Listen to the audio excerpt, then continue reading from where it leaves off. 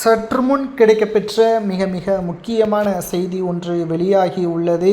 சொன்னபடியே 10 பேரை அழைத்து வந்த செங்கோட்டையன் தமிழக வெற்றி கழகத்தில் கிட்டத்தட்ட ஒட்டுமொத்த பிற கட்சியிலிருந்து வந்த பெரும் நிர்வாகிகள் அதிர்ச்சியில். திமுகவின் தலைமை, அதிமுகவின் தலைமை, விஜய்க்கு வந்த அதிர்ஷ்டம். தற்பொழுது தாவேகாவில் இணைந்த புதியவர்கள் யார் என்பதையும் அவர்களது சாதனை என்ன என்பதையும் இந்த வீடியோவில் நாம் முழுமையாக பார்க்க போகிறோம். தமிழக வெற்றி கழகத்தில் அதிமுகவின் முன்னாள் அமைச்சர் செங்கோட்டையன் சமீபத்தில் தன்னை அதிமுகவில் இருந்து விலகி தமிழக வெற்றி கழகத்தில் இணைத்து கொண்டார்.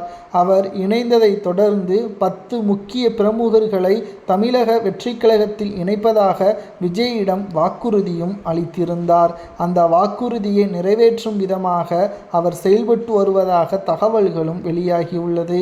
இந்த நிலையில்தான் தற்பொழுது பிரபல பேச்சாளரும் நீண்ட அரசியல் அனுபவம் கொண்டவருமான நாஞ்சில் சம்பத் அவர்கள் தாவேகாவில் இணைந்திருப்பதாகவும், நாஞ்சில் சம்பத் அவர்களது வருகை செங்கோட்டையனின் தொடர் இணைப்புகளில் ஆரம்பமாகவே பார்க்கப்படுகிறது.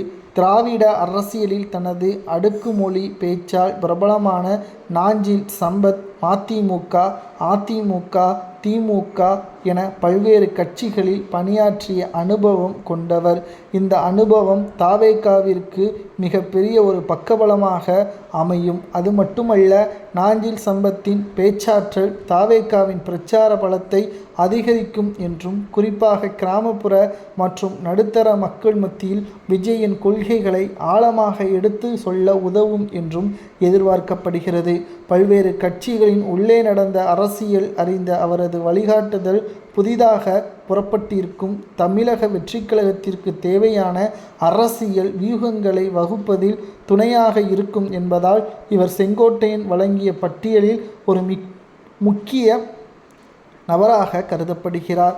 அது மட்டுமல்ல, தற்போதைய அரசியல் சூழலில் நடிகர் விஜயின் நேரடி பங்கு என்பது தன்னை நாடி வரும் முக்கிய பிரமுகர்களை, அவர்களது அரசியல் பின்னணியையும் ஆய்வு செய்து தாவேகாவின் கொள்கைக்கு உகந்தவர்களை மட்டும் ஃபில்டர் செய்து கட்சியில் இணைப்பதுதான் என்றும் கூறப்படுகிறது.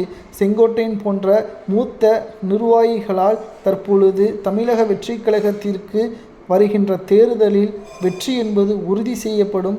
திமுகவிற்கும் அதிமுகவிற்கும் மிகப்பெரிய ஒரு தோல்வியை தழுவும் விதமாக இந்த தேர்தல் அமையும். விஜய் அவர்கள் முதல்வராக பொறுப்பேற்கக்கூடியது 6 மாதத்திற்குள் நடக்கும் என்பது செங்கோட்டையன் தெரிவித்துள்ளார்.